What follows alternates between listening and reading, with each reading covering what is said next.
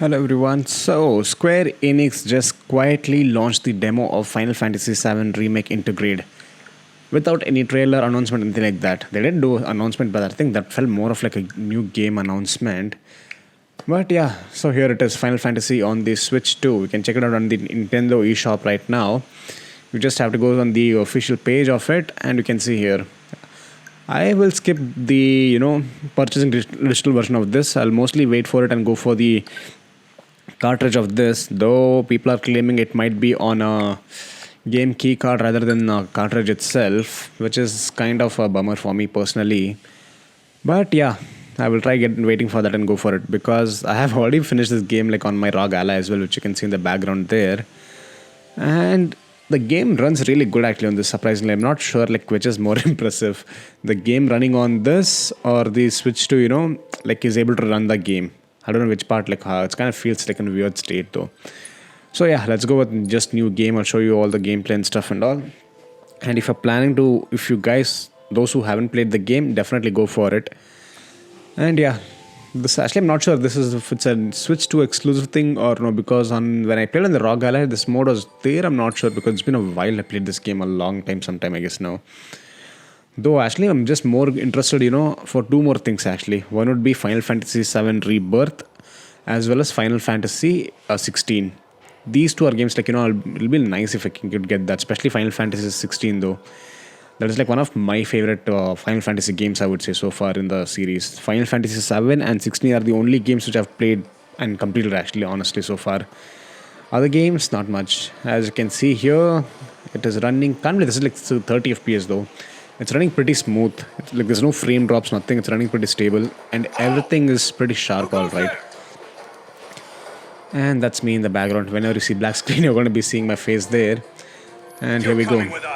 So here you can see, yeah, even in action feels like pretty smooth. There's no like frame drops, nothing like that. Everything's pretty sharp except for the hair though. I mean, that was like same issue on the ROG Ally as well when I felt. You can see like everything is pretty sharp and clear, you could say. I'm not sure how to run dock mode. I didn't try that one yet. But yeah, because most of us are going to play this in handheld mode. I feel that's like the best way to play this game. I mean, that's the best part about the Switch 2, I would say personally. And you can see here, the hair also is pretty good. But the moment you move around, there's like somewhat you can see, right? It's mostly because of upscaling or something like that, I guess. But I'm not sure which kind of upscaling they're using in this. It's like AMD FSR or NVIDIA's. Oh, great. So let's see. And here, I'll just keep that again, and that's me again. The black screen, and here we go. But yeah, the game is really, really good, and if still this game is going to come in, I think February or March of 2026. I'm kind of forgetting the date because I think the last time when I saw the trailer or something, they just told 26. That's it. And hopefully by then we'll see some new improvements as well. Though the Switch 2 is like both, I would say, awesome and stuff. And yeah, this game was actually running a bit more better on my ROG Ally, I personally feel there. In some places, because in the ROG Ally you had pretty much the perfect control. If you could choose, if you want, you could choose between FPS as well as graphics there. But at the same time, when you're buying a console, you are buying just to play the game. Like, it should just run well. And most people, like especially the casual gamers, wouldn't even notice and bother about this. Because everything is like just super clean, looks super sharp and clean, as well as like runs so well. So there's no complaint. And this is again, this thing is like like half the what do I say, like thickness of the ROG Ally what I have.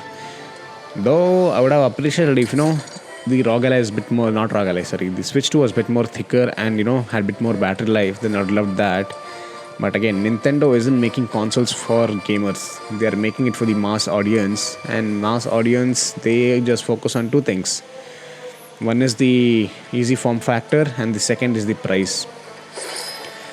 So yeah, and here we go.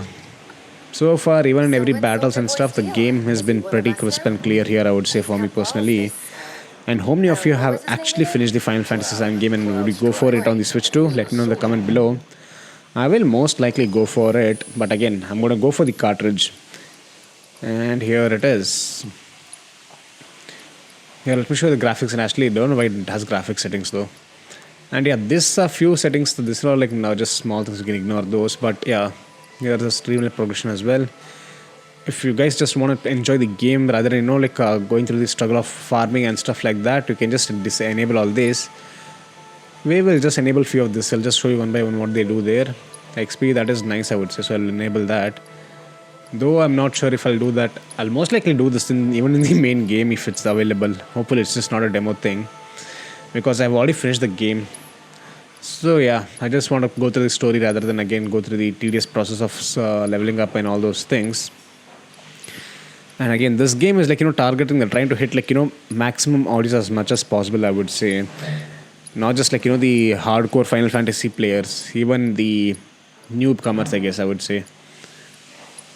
And here are the camera controls and stuff. If you want, you can again change those. But for me, just like good for my liking.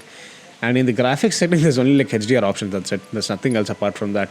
It would have been nice, if they had added something similar to like how PS5 is doing, between FPS and graphic fidelity like that. Like choosing between let's say around maybe 900p at 60 FPS, then 1080p at 30 FPS, like that something. That would have been a nice option though. But yeah, that's not gonna happen, I guess, here. So anyways, this is not a game review. Game reviews, it's too late for that, I guess. The game is really great. You can check it out again. This is more of like, the game running on the Switch 2 here. And yeah, I'll be posting more videos on this. So make sure you guys like and subscribe if you haven't already. With that, you can just watch the battle here now. Once again, thank you for watching, guys. Please do like and subscribe if you haven't already. Bye-bye.